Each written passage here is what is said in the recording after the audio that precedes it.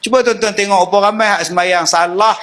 Yang wajibnya Allah. Yang tu yang kena dengar pada telinga. Berapa ramai yang Bismillahirrahmanirrahim. Tak dengar apa.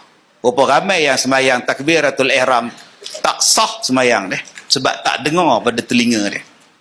Jangan ditarik. Jangan ditarik. Allah. Nak ke mana bang?